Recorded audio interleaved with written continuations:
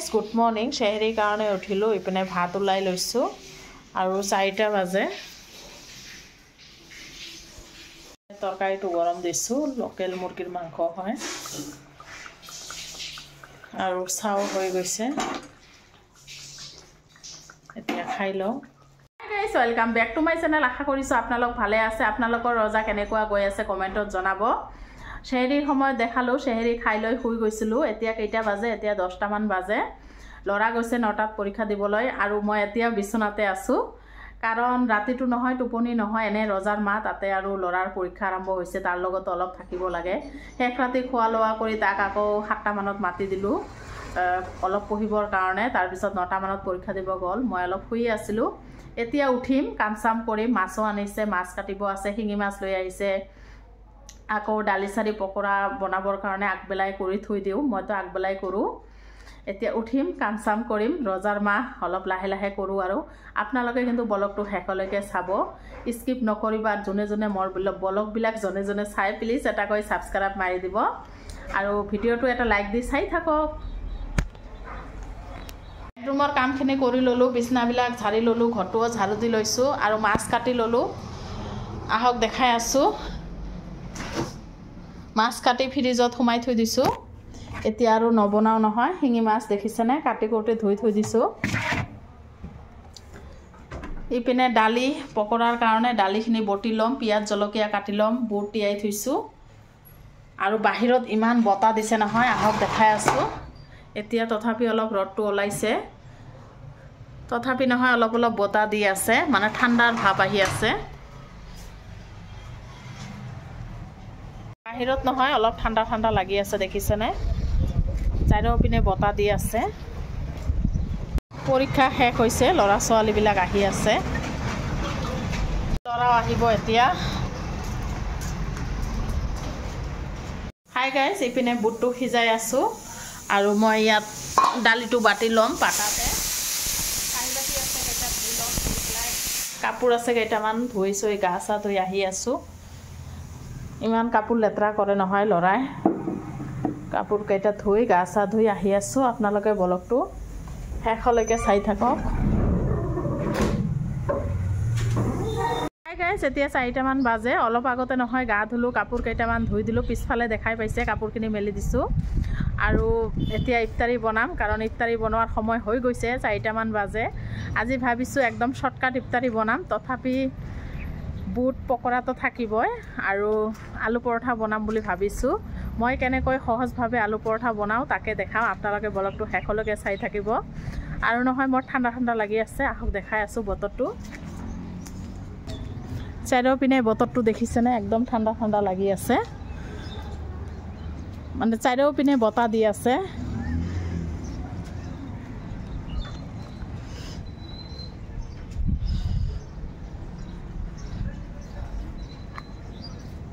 ওপৰৰ পৰা আহিলোঁ মানে চাৰিওপিনে ইমান বতাহ নহয় এয়া দেখিছেনে এতিয়া পাকঘৰত সোমালোঁ ইফতাৰী বনাওঁ প্ৰথমে আলু পৰঠা বনাম তাৰ কাৰণে ৰেডি কৰোঁ আলুটো নহয় মই বুটৰ লগতে সিজাই লৈছোঁ এতিয়া ভাজি ল'ম মছলা দি কেনেকৈ বনাওঁ গোটেইবোৰ দেখাম আপোনালোকে ব্লগটো শেষলৈকে চাই থাকক সেইটো গৰম হৈছে এতিয়া মিঠাতেল দি দিলোঁ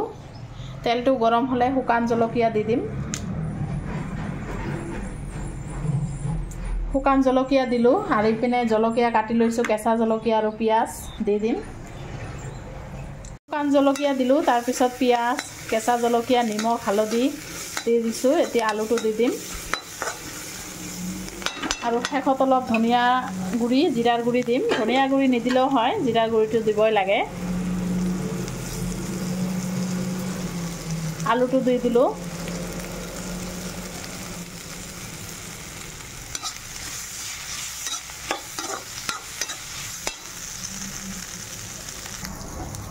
জিৰাৰ গুড়ি দি দিলোঁ অলপখিনি এতিয়া গেলাচেৰে গুটি গুটি আছে অলপ গেলাচেৰে খচি ল'ম দেখিছেনে নহ'লে গুটি গুটি থাকিলে ভাল নহ'ব সেইকাৰণে কেৰাহীতে খচি ল'লোঁ দেখিছেনে অলপো কেৰাহীত লগা নাই এতিয়া আটাটো মাৰি লওঁ খচি ল'ম ইয়াত নহয় আটা ময়দা দুটাই আছে অলপ নিমখ দিছোঁ আৰু ৰিফাইন অইল দিছোঁ এইটো এতিয়া উতলা পানী দি দিম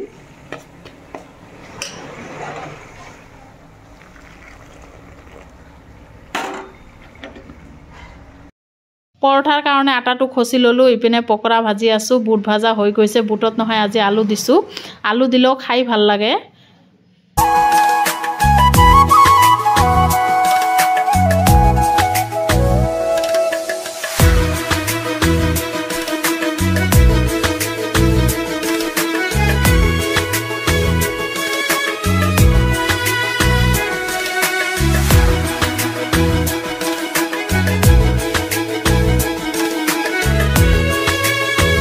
হাজবেণ্ডে আহিলে আহি পেলাই ইয়াৰ ৰুটি ভাজি আছে আলু পৰঠা নাখায় বুলি ক'লে সেইকাৰণে এনেই ৰুটি ভাজি আছে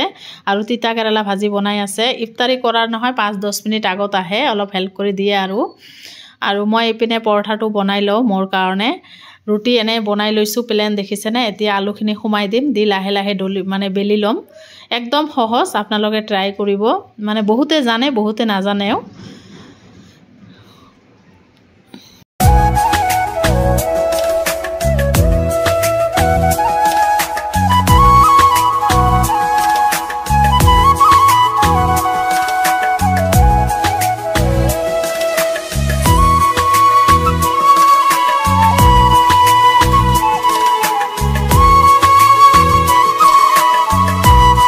পৰঠাটো ভাজি লওঁ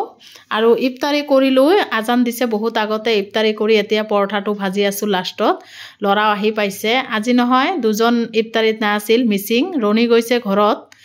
কালিয়ে গৈছে তাই আৰু আহা নাই আৰু ল'ৰা গৈছিল মছজিদত ইফতাৰী কৰিবলৈ এয়া দেখিছেনে ইফতাৰী কৰি আহিলে মই এপিনে চাহ খাই আছোঁ শেষত চাহ আৰু বুট আৰু এটা পৰঠা খাই আছোঁ আগতো খাইছোঁ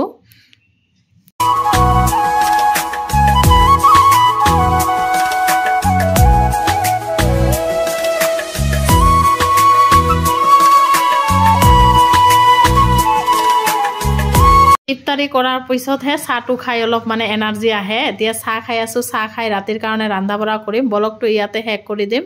আকৌ নেক্সট ব্লগত আহি আছোঁ আপোনালোকে ভালে থাকক সুস্থ থাকক